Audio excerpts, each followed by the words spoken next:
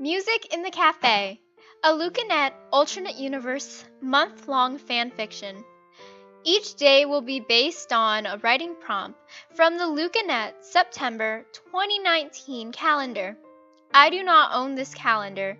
I will be linking the Tumblr post I found it in the description box below. Thank you for reading, listening, or watching. Please enjoy. Where had the time gone? Marinette sighed at the sight of 10 children running around her house. Her son Leon was turning 11, and today was the day of the party.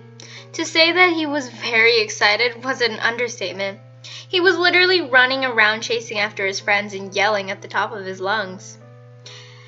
Marie was up in her room. She wanted to get away from the noise. Odds were, she was drawing or painting a beautiful piece of art. Perks of having creative and art-wise talented parents. You inherit their traits. Hey, you all made it! Marinette welcomed the Lafittes and Kwames in. Tiki smiled widely and set down a rather big gift on the table. Of course! We never miss little Leon's birthday, she said, wordlessly telling her 7-year-old daughter Cher to go upstairs to find Marie. Sorry we're late. The twins' judo practice ran late. Alia's kids, Emily and Nicholas, were the same age as Leon, though, like Cher, Amelie liked to hang out with Marie. Marie was the oldest of them all, so she definitely saw herself as the older sister to Cher and Amelie. Leon and Nicholas were the best of friends, like their moms before them. It was more like they were the twins instead of Nicholas and Amelie. Oh, don't worry about it, Marinette waved off their concern. And once the kids were out and entertained, they went to the unoccupied kitchen. So, Tiki, Plag, are you two ready for another one? Marinette asked, grabbing some sodas from the refrigerator. I'm not so sure, honestly, Tiki laughed, placing a hand on her growing stomach. Whatever happens, just be glad that they aren't babies at the same time, Alia lamented. The 5 adults laughed. One fussy newborn is hard enough. However did you two figure out 2 of them? Plag said. Alia laughed and thought back to her childhood, growing up with 2 little twins. I wish I could tell you that it was just parental instinct, but really it was my parents. It's crazy. They had twins with me and my big sister. That is what I find unreal, she said. The sound of a garage opening rumbled, making Marinette smile. And here comes my husband and the much sought-after ice cream cake from Nana and Papa. She smiled, and quickly enough the door opened to reveal Luca and the cake. My hands are frozen now, and it's summer. What's going on here? He joked, making everyone else laugh. Luca placed the cake in the freezer and took a seat next to his wife, giving her a kiss on the forehead. And oh, how I wish we all knew each other at this age so that we could have wild birthday parties, Alia mused, watching the kids play fight. Tiki laughed. Yes, now all we do is just file into one home and talk for hours. No more fun, she said. Till the kids are asleep, Luca added, making everyone laugh again.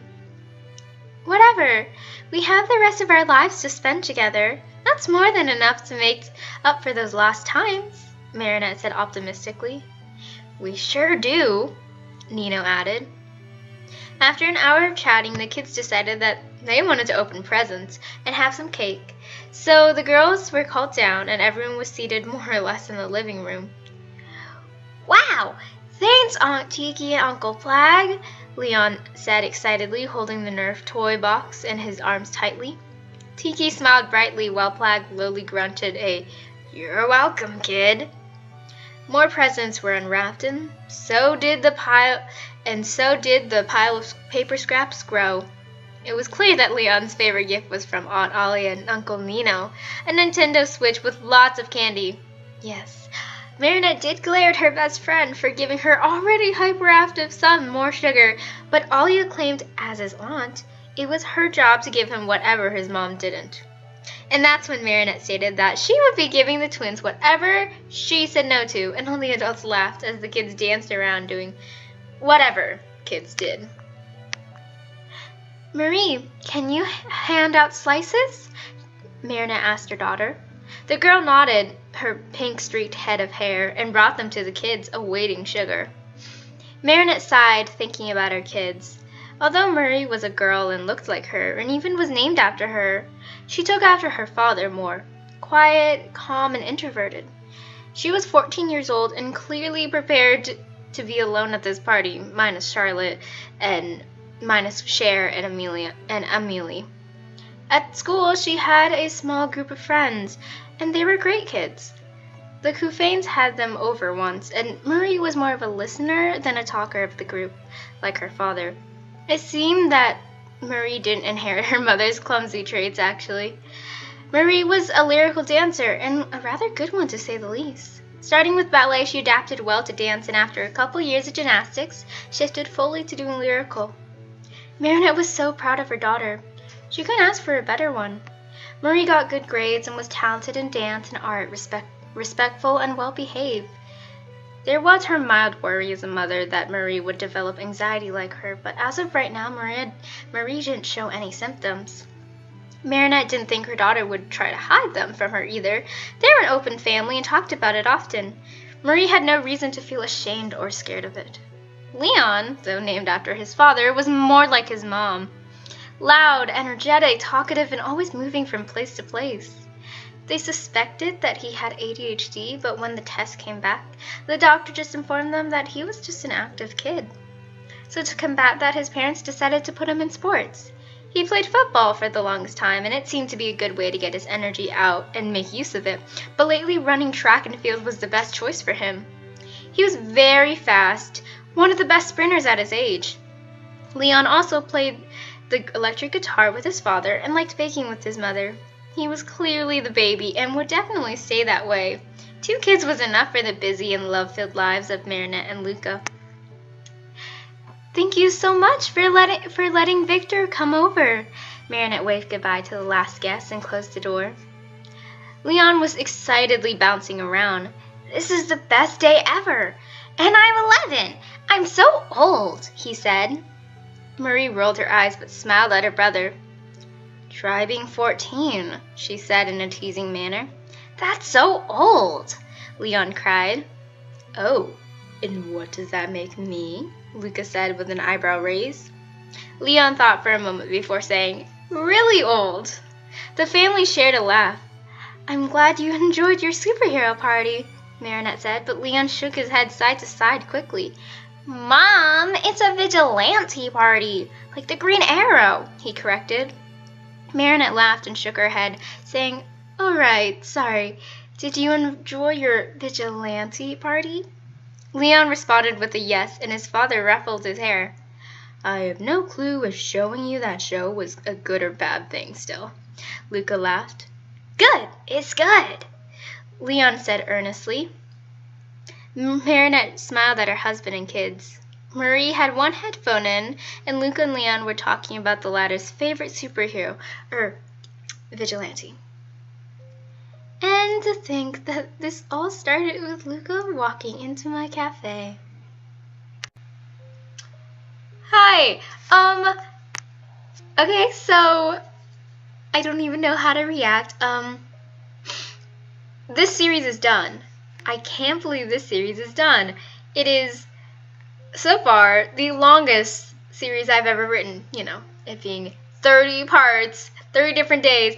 I honestly, this is the most stressful series I've ever done, which is like kind of sad, but it's true. It was very stressful towards the end because I was like, oh my god, I have no inspiration. I don't know what to write. I don't know what to do.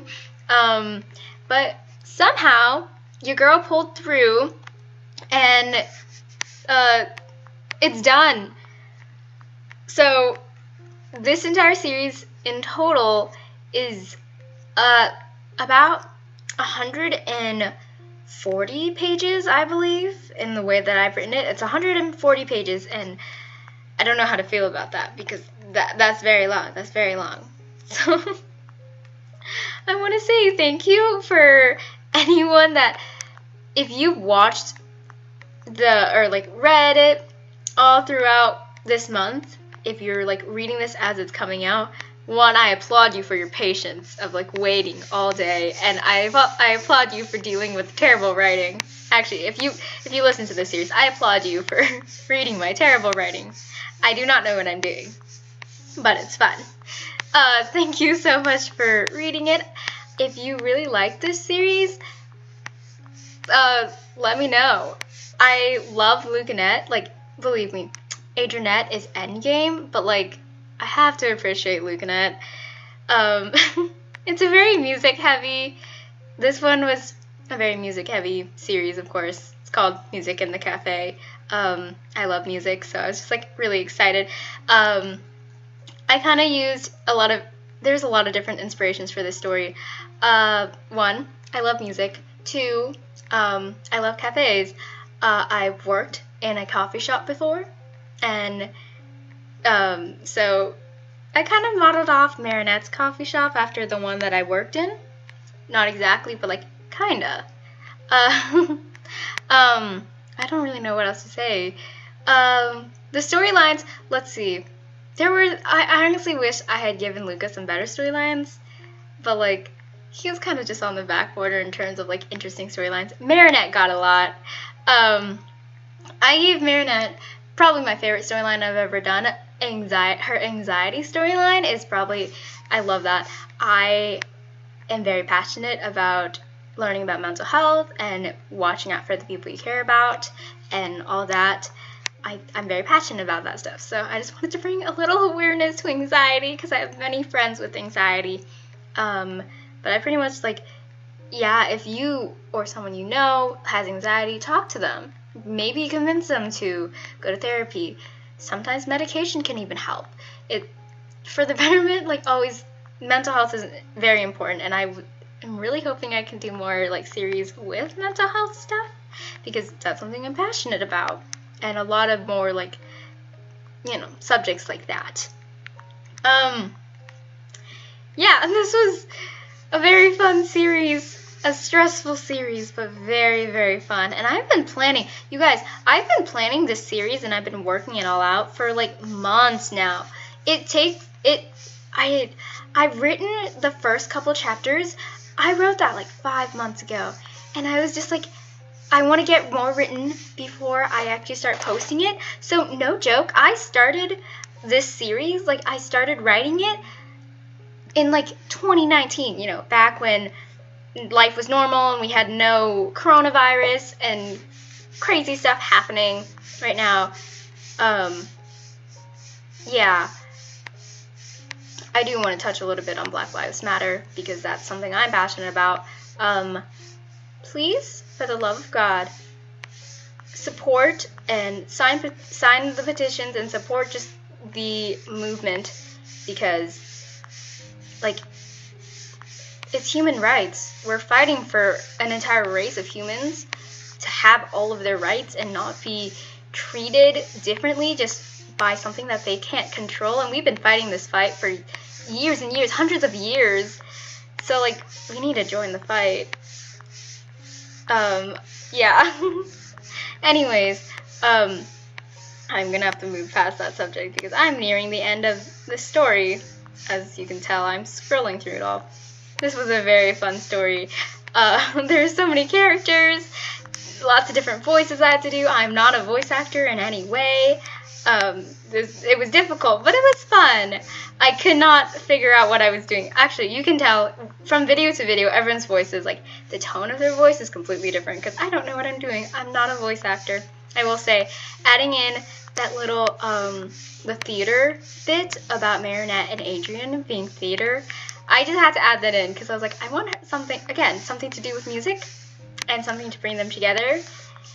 And like, I know about music. I'm going to add some theater because I know about that. And I'm so sorry for those of you that listen to my terrible singing, but thank you for doing such. So thank you guys for reading the series or listening, or just thank you. This was a very fun series. So, you will hear me in my next video.